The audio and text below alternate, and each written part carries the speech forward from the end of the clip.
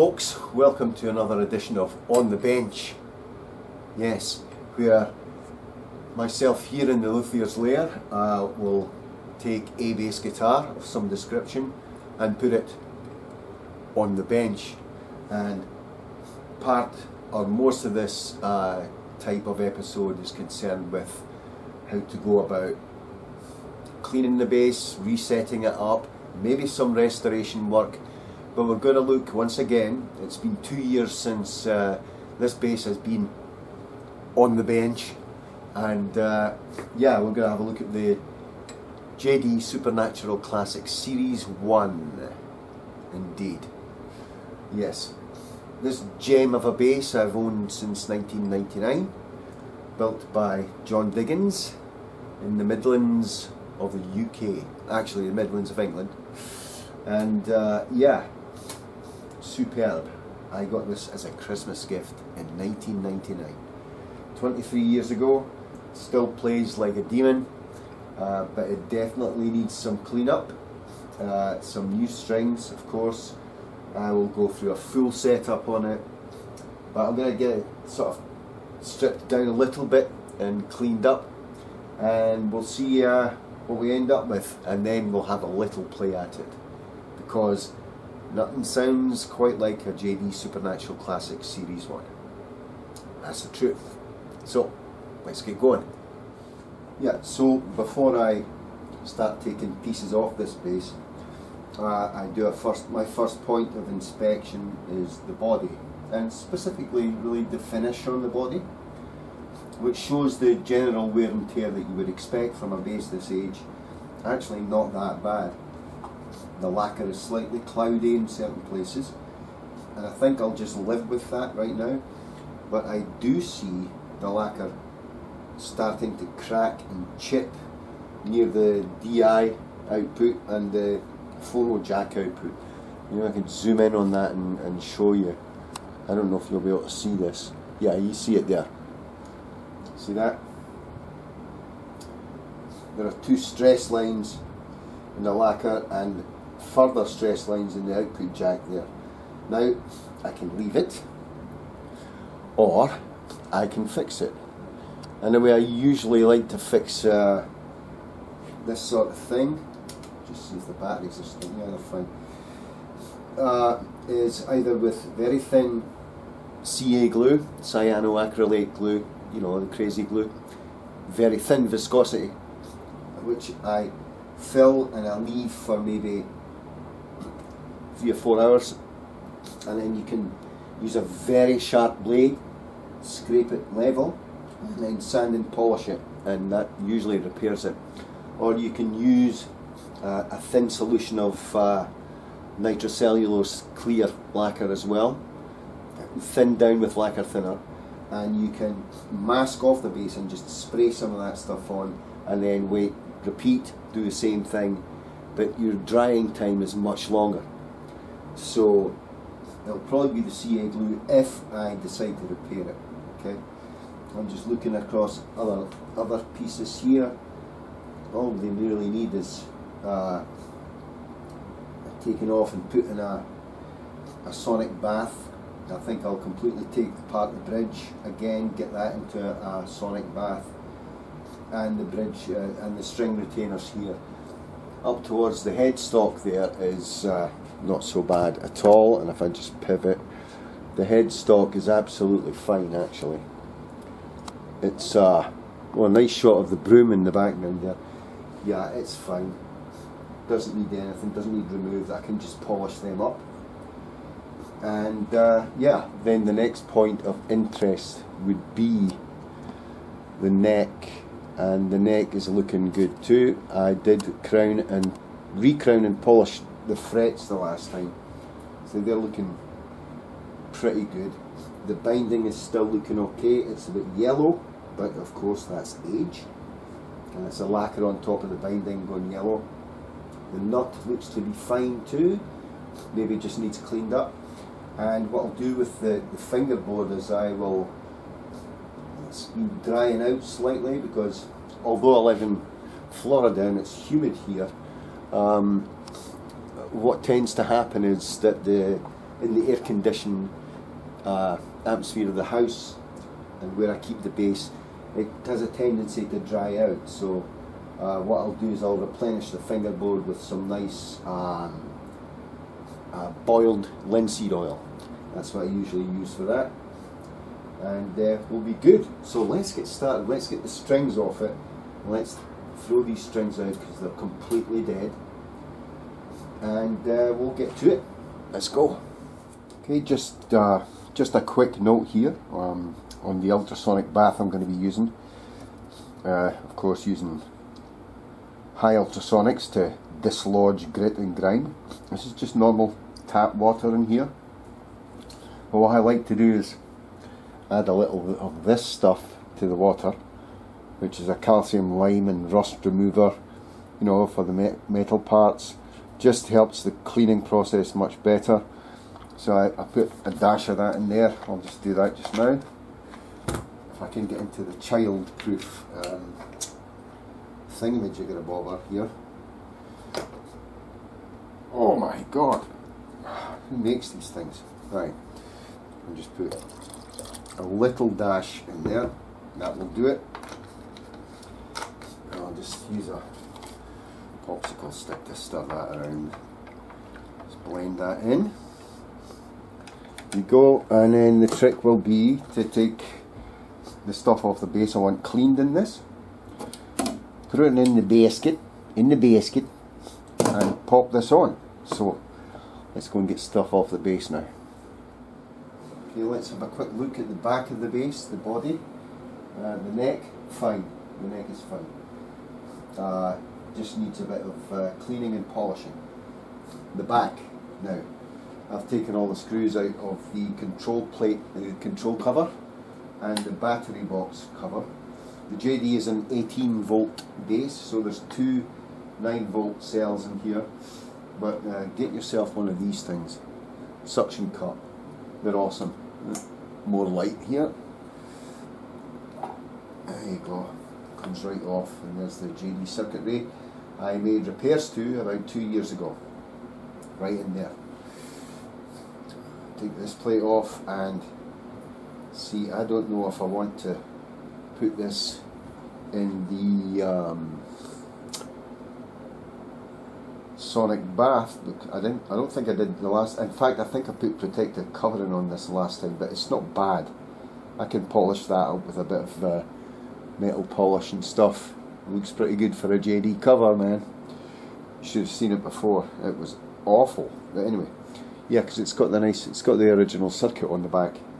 So I think I'm not going to put that in. Let's see. It's been a long time since I've got too small a suction cup here. Too big a suction cup. So Allen key time. Yeah, I can throw that in. I'll throw that in the sonic bath too. So that can go in here. I'll show you the contents of the basket in a minute. But as I look at this, yeah, there's some clouding of the lacquer here, just a little bit, but it's not bad. I don't need to spray lacquer release or stuff on that. I'm not going to bother. It just needs a good polish, actually. The back's in good nick. Speaking of nicks, there's a tiny one there. But otherwise, very nice. Yeah, so that just requires a polish. So let's go and take a look at the contents of the basket. Okay, let's have a look at the basket. It's going to go into the ultrasonic bath. As you can see, various pieces in. I decided to put the battery cover in there. All the knobs, bar one. The saddles here, the bridge itself. You can see it's a unique design, the JayDee bridge. It's very good. I'll show you the body later. If you didn't see my previous video when I was refurbishing the JayDee, there's a thrust plate on. I'll show you later. And the tail pieces, quote tail pieces, solid pieces, man. Looks like stainless steel. And yeah, that's all going to go in here, like so. Okay. Right. The lid goes on. Et voila. And then we'll set this to, I think, 480 seconds, which I believe is 8 minutes, if my arithmetic is correct. I think so. And we're going to put some heat on that as well. Okay. And then we're going to set it running 480 seconds, gas mark 6, until the crust raises, and leaf set for 5 minutes. No, sorry, wrong show. Yeah, so, yeah, that's what we're going to do, and we'll press the on button. And that should start it going. And you'll hear a zzz type sound. Ready? 3, 2, 1. There you go. Just let that cook. And when I come back, I'll see if it needs another round of cleaning. If not, we'll take it out and we'll get it all polished up nice. And in the meantime, I'll show you that thrust bearing I was talking about on the JayDee body. Awesome. So, you saw the shape of the bridge in the basket there, and that's where the bridge sits. It sits on this thrust plate here.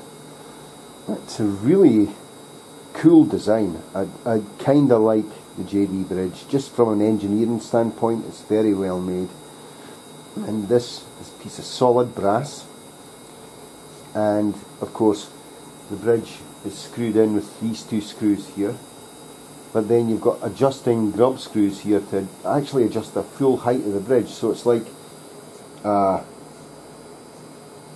rich man's Tunomatic type thing, where you can adjust the height of the actual bridge as well as the saddles and everything else, and it's very robust. My hat's off to John for that.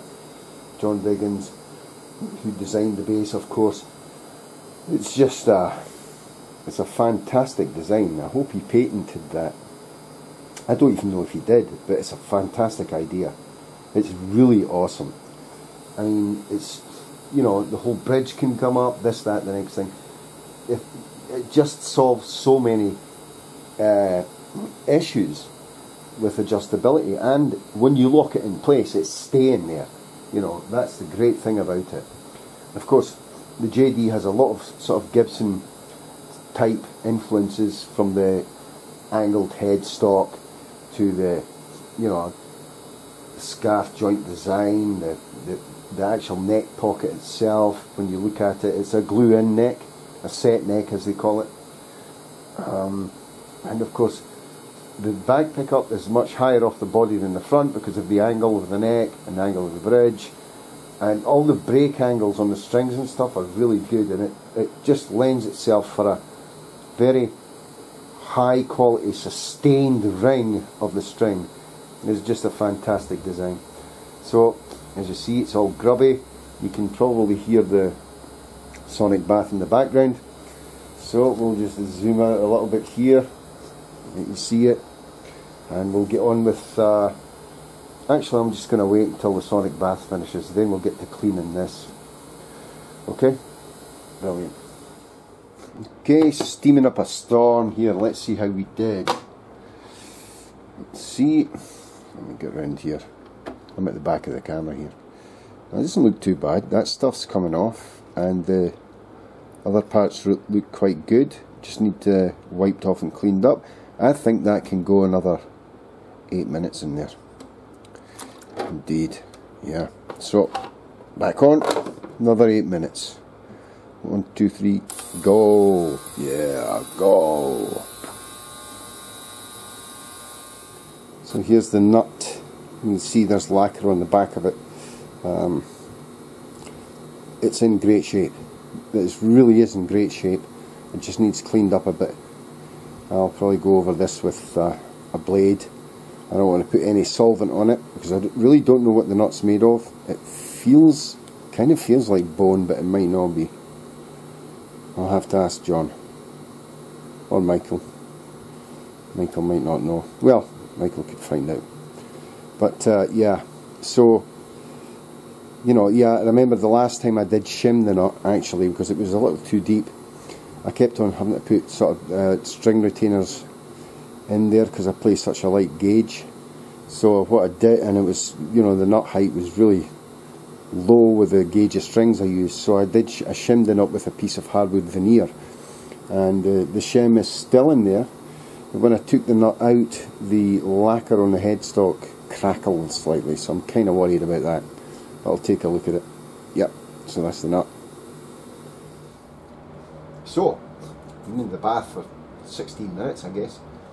All this stuff's pretty good and a lot of the gunk is off it. We just need to polish it up now. So what I have here, I use these long nose pliers to take things out of the basket so that you know, I didn't give a grubby pause on it. Don't want to create extra work, but it's probably better to use small silicon tipped tongs, kitchen tongs. You can get them from the dollar store, pound stretchers, whatever you call it, over in the UK there, you know, for like a buck, so no problems there. A nice little square of Scotch-Brite, not the really rough stuff, but like the medium Scotch-Brite stuff, and an old toothbrush, of course, and some degreaser. This is just like a Windex, Windolene type mixture that I made up that will degrease things. So let's start off with the battery plate, and what we're going to do is we'll put a tiny bit of degreaser on it, and we'll go very, very lightly with the toothbrush here. We'll just scrape off all the gunk. You can see the gloves are starting to go black. That's oxidization of the brass. You can put protective coat on it afterwards if you like. I tend not to. Then we'll take the Scotch-Brite and we'll just gently rub all that crap off there. You can see it's coming up really nice now. Okay, that's good. Take this paper towel and we'll just wipe that off. No scour marks, nothing. And these are little dents and stuff in the plate from years of abuse. And we're good. We're good there. Okay? And you see the oxidization that's come off that. So set that aside. Paper towels all over the place. And the same procedure really for all the metal parts. This one still has some liquid on it. And just do that. Remember to do the sides as well. Okay. And the back if you want, really. Keep doing that. Okay. Same idea. That's that sort of half done. Don't need a degreaser for this, I don't think at all. But then this with the Scotch-Brite, I can just slide this across the surface of it. And look at that, it's coming up really nice. Hardly any scour marks in it at all. Beautiful. That's looking really quite nice. Yeah. Of course, like a doofus, I handled it with my greasy hand. That's okay. Goes back, and then you're repeating the same thing for all parts. You know, this one looks like it needs a bit of degreaser on it. That one. This might just need the toothbrush, this one. Yeah, the plating's coming off it slightly. And it does need, actually, yeah, the plating's coming off it slightly. I'll just brush this very lightly on the Scotch-Brite. Just make sure everything's not extremely light. Remember, this isn't the coarse Scotch-Brite. It's the brown one, but it's not that coarse. And that's good. Oops, that sticks to your hand. I should be using my left hand with this. And good there. That's good too. And so on and so forth. That's what you need. So let's have at it. Oh, and by the way, keep some nice trays handy and keep all the parts in separate trays if you can. These are the buggers, so I'm going to leave them till last. But anyway, You get the picture. Cool. Yeah, just another quick tip. If you're not getting the sheen you like on certain parts, even the metal, don't use Brasso. Just don't use it. Use a polishing compound like liquid ice, Norton's liquid ice here. You can plop that, a little bit of that, on the top of a buffing pad, sponge buffing pad. Just rub that in a little bit there. Just rub that in a little bit. Take the part you like, see it's a little bit dull still. And just rub that like so.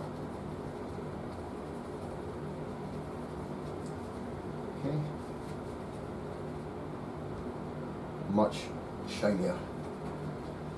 Okay, and it's also good for getting the gunk out of the knurls in these knobs. But yeah, there you go. You've got your nice little soft cotton pad underneath here. You can do that with it. And look at that. Whoa! What a difference. Huge difference. Okay? I'll show you the one that's just been bathed and the one that was just been polished. You tell me. Alright, let's take this one. Remember, I'm not doing any sleight of hand here.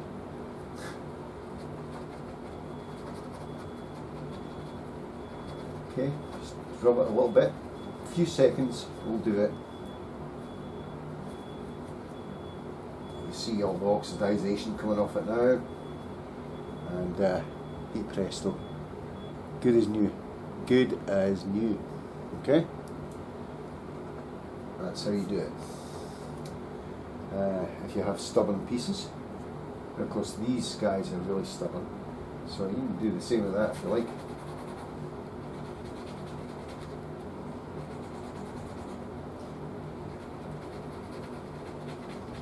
And look, they've come up beautifully as well. Just like new. Just like new. Just take that in there actually.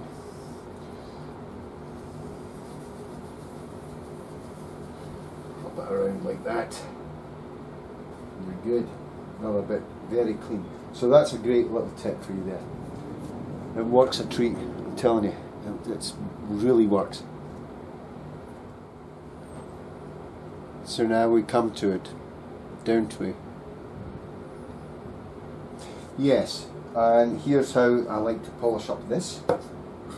I get an old piece of poplar, my scrap piece of poplar, which I use on the bed of the CNC machine to cut out control plates and stuff like that. We're going to take a bit of Norton's liquid ice on this. Like I said, no Brasso, I don't want to be fierce with this at all. I'm going to plop some on there, I'm going to plop some on the buffing pad I was using earlier. Even although it's got some oxidization in it, I don't care, it's going to come off. Going to come off. And we're going to take this, I'm going to sort of smear it without turning it on right now. Over there. Get this sort of even. Then we're going to switch this on at the lowest setting and we're going to buff this up. Remember how crappy it looked? Right, okay. Here we go. Right, ready?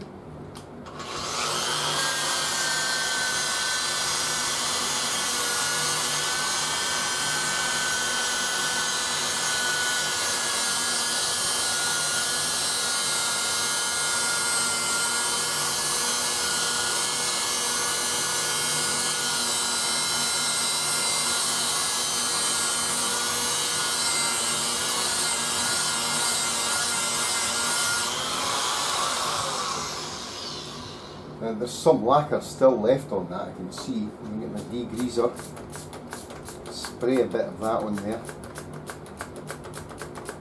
And I'm going to use the glove I used earlier on, because it's all crappy now. And so I'll wipe that off a bit. And wow, that is a difference. Look at that difference. Isn't that amazing? Look at all the oxidization coming off of that. You see, it's looking like a freaking mirror. Right, so that's the way I suggest to do that. I really do. This buffing pad needs to be replaced, but I'm going to go again and you'll see the result in a minute.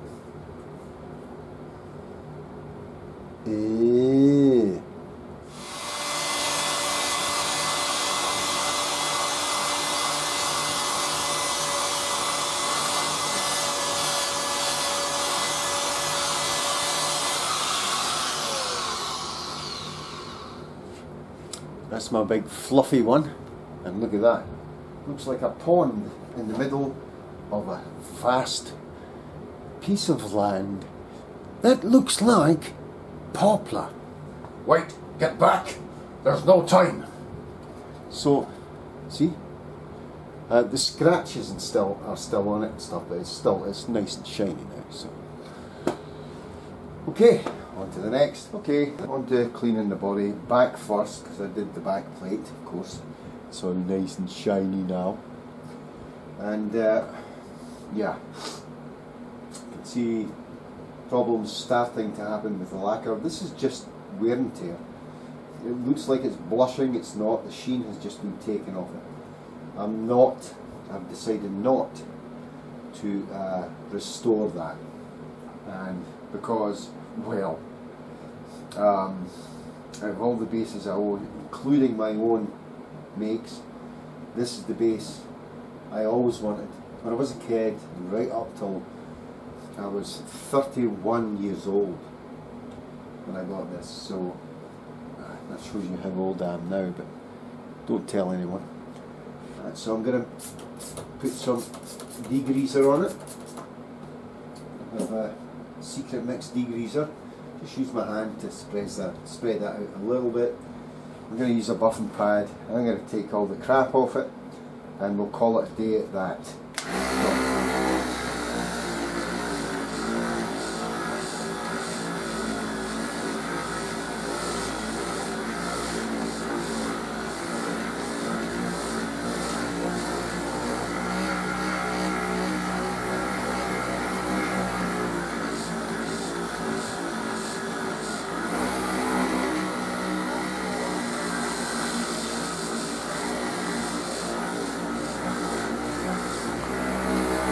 Stop.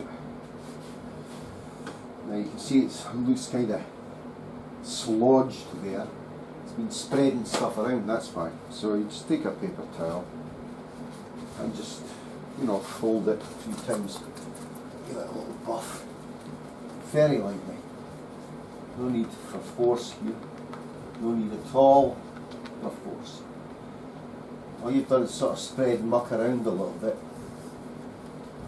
There you go. Okay. That's good. Now get the buffing pad and go over it again very, very lightly.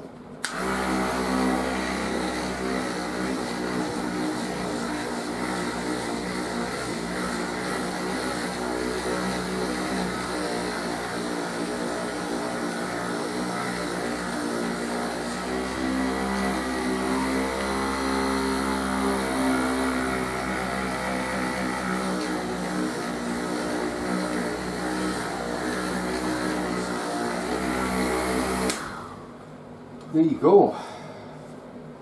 Looks pretty good.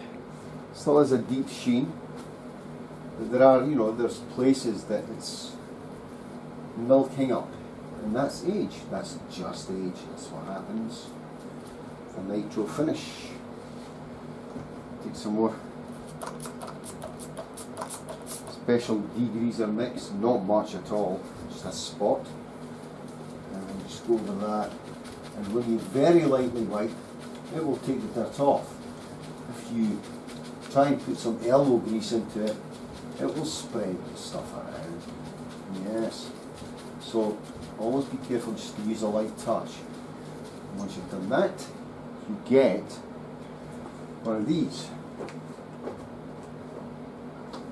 And these are for cars, actually. You can get them in hardware stores, automotive supply stores, for buffing and polishing up cars. You do that, all the stuff comes off. All the stuff comes off. There you go. Beautiful. Beautiful. Now, once you're satisfied with what you've done, you put the plates back on. So I'm going to stick the batteries back in because it's not long now until I'm going to be playing it. Just a couple of more hours. Restoration work to my beloved JayDee, and then we're ready to play it. Back soon.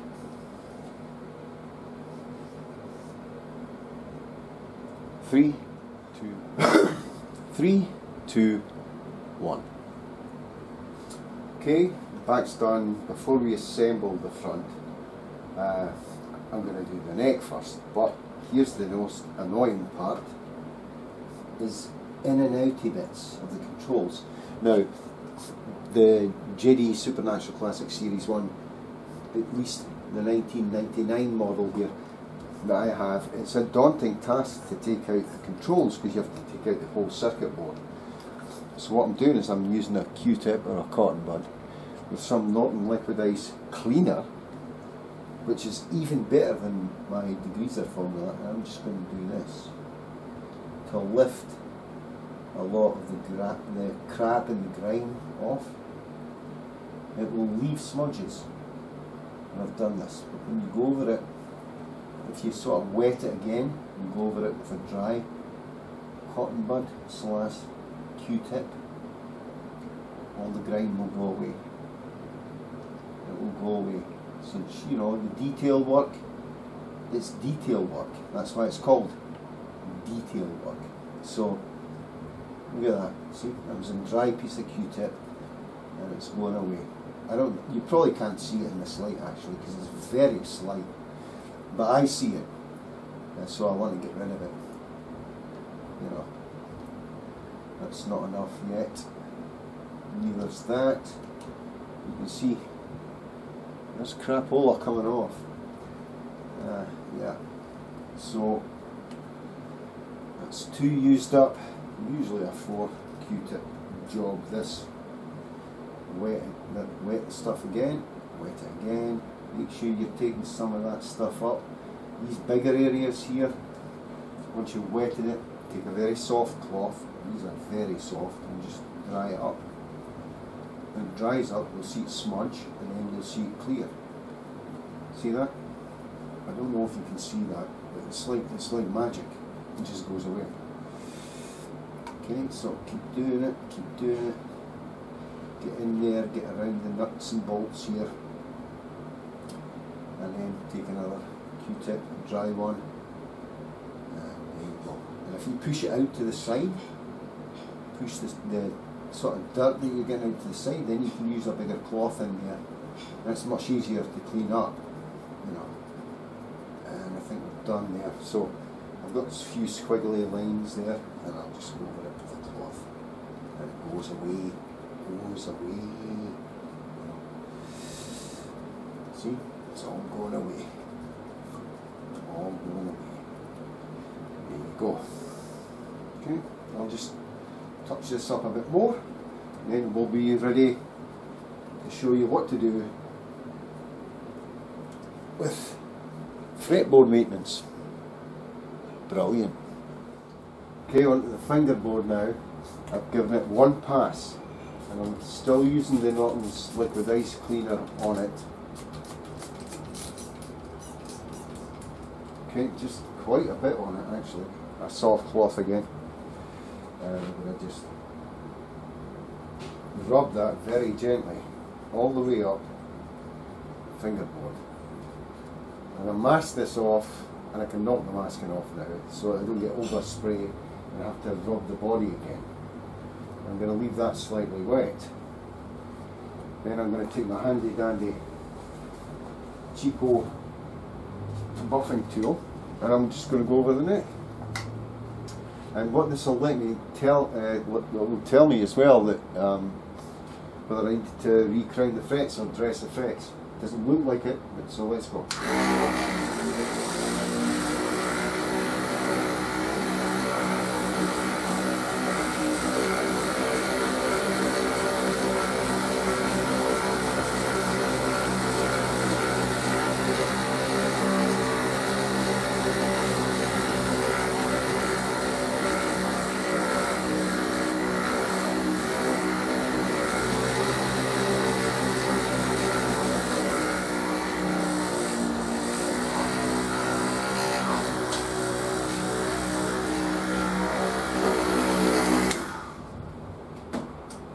Okay, and I see the threads are still fine. It's very slight indentations in them, but from when I last crowned them, they're perfect. And when I feel the fingerboard, it's not dry. It's still good from the oiling I gave it about a year and a half ago, maybe 2 years ago. So you just go over it by hand now, go in between each fret and just wipe up. You'll be fine. Oh yeah, everything's hunky-dory with this. That's perfect, that's great. If you were to oil the fretboard, you would put, hold on, I'll see if I can find it. It's oiled linseed oil.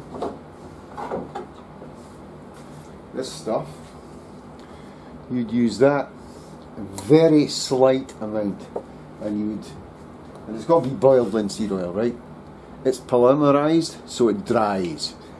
Real linseed oil never dries.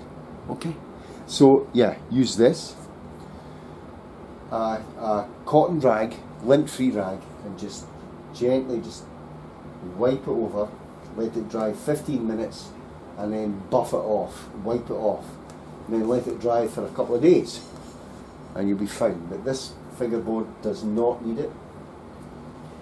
I just put sawdust on that, believe it or not, and we're good. Now I'm going to scrape my nut. Yes, I'm going to scrape the nut, put the nut back in. Here's the shim I put it in it before.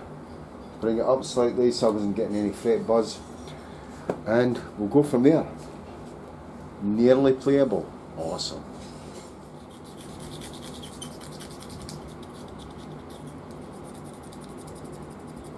Okay, that's the nut. Definitely pretty clean. It's bone, so it will get kind of discoloured over time.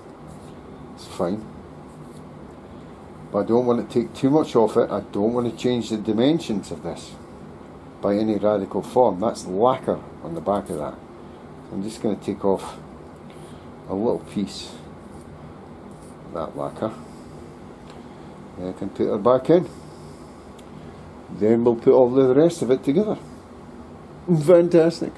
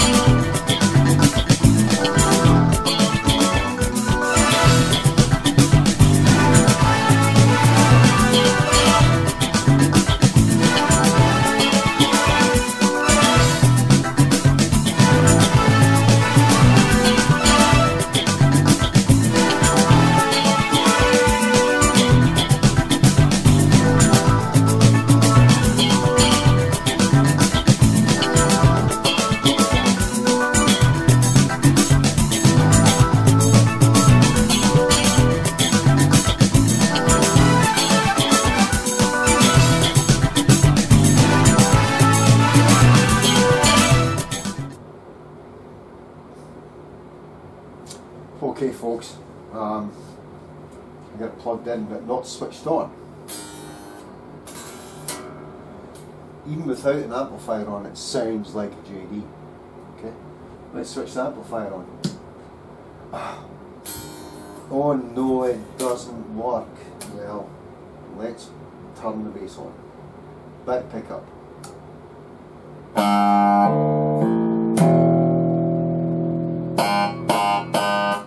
Yeah, it sounds like a JayDee. Both pickups. Front pickup.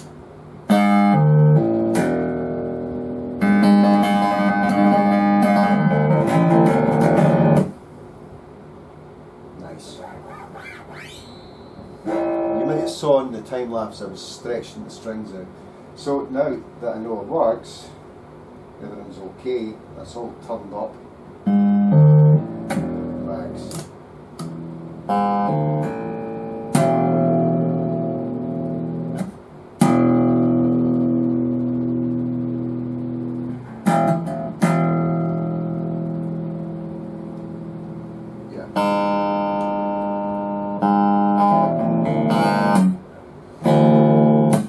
see what we get when we set it up.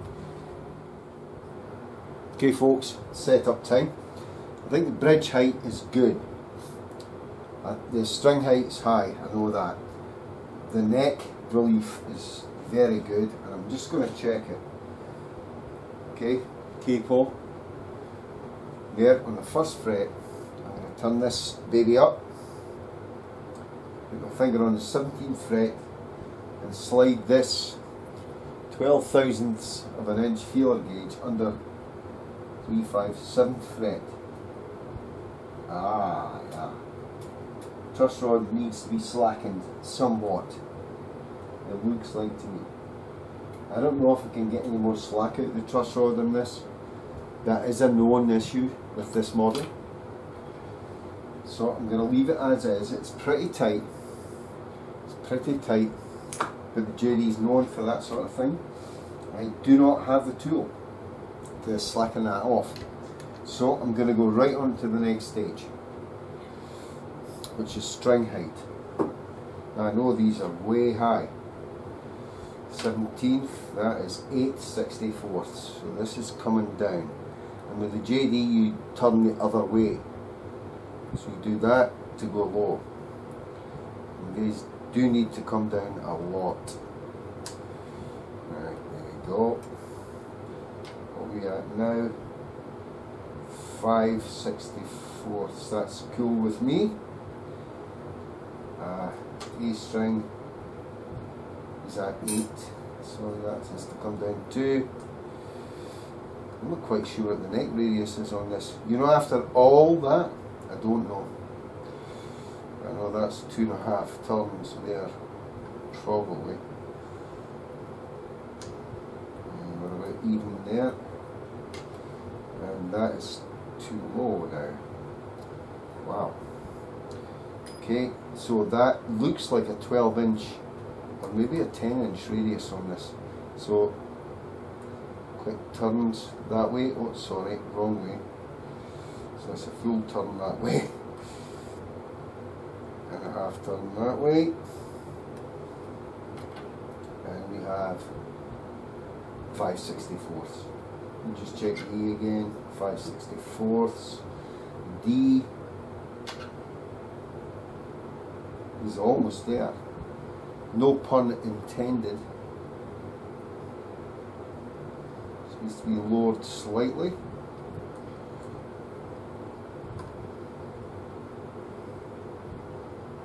Okay. That's good. And the G. G is high. So high, I need to go that way with the JayDee. Reverse, because the saddles sit on top, not on the bottom. That's why you have to reverse, and that's a bit too low for a JayDee. This way and this way.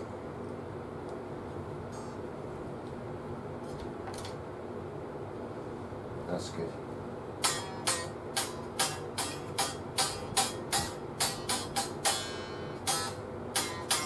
Okay, now I know that intonation is going to be okay on this, so let's check intonation, and for that we need to plug this in.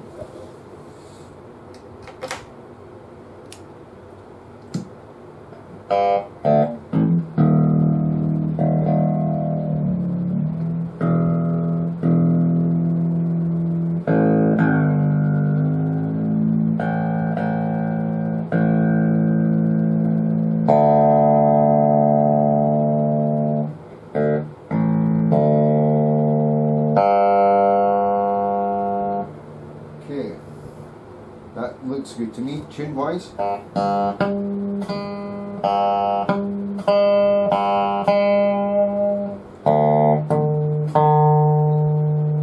The intonation's bang on. I can't believe it. Now if this was sharp,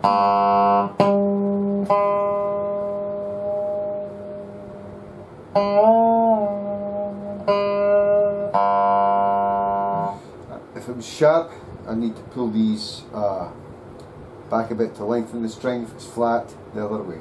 But this is good.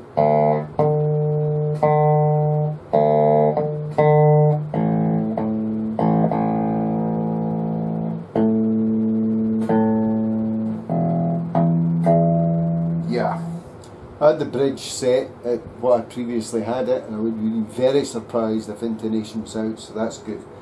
Let me check pickup height, and use my trusty 4mm here, press down here.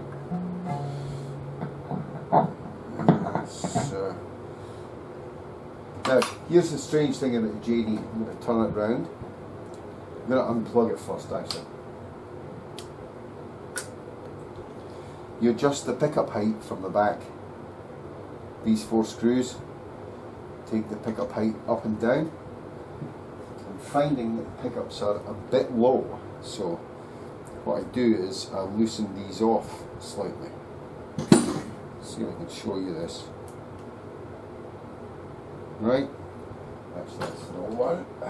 Excuse me. Here, just loosen that off slightly. Looks good. At 2, front pickup, same thing. Just loosen it off slightly. Okay. We'll measure it again. That over there, so you can see it. And we'll take a 4mm again, press down.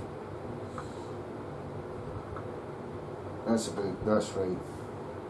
And so look at that. It's perfect. It's perfect. We're set up. Let's go and play through the crap bass amp, right, first, and then through the desk. Let's see. Make sure everything's okay.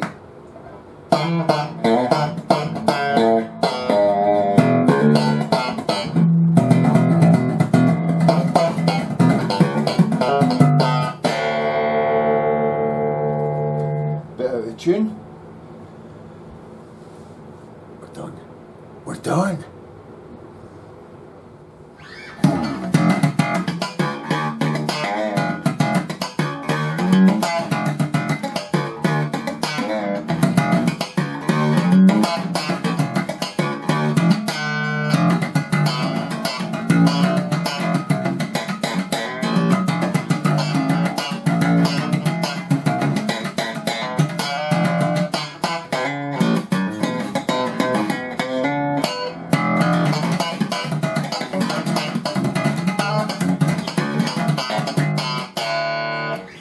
Sounds like a JayDee to me. Let's go and put her through the desk and do stuff like you know.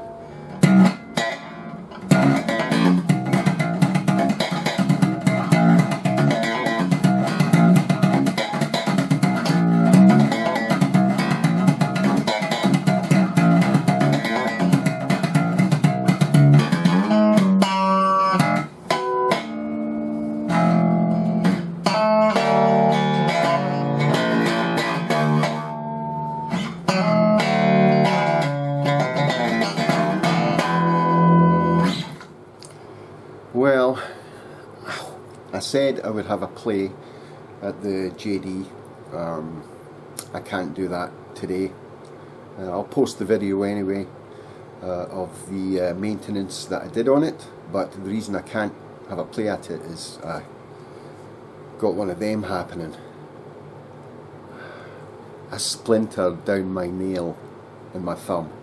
Oh man, I managed to get it out. I dug it out with tweezers and just got to let it heal up. But you know, I'll post another video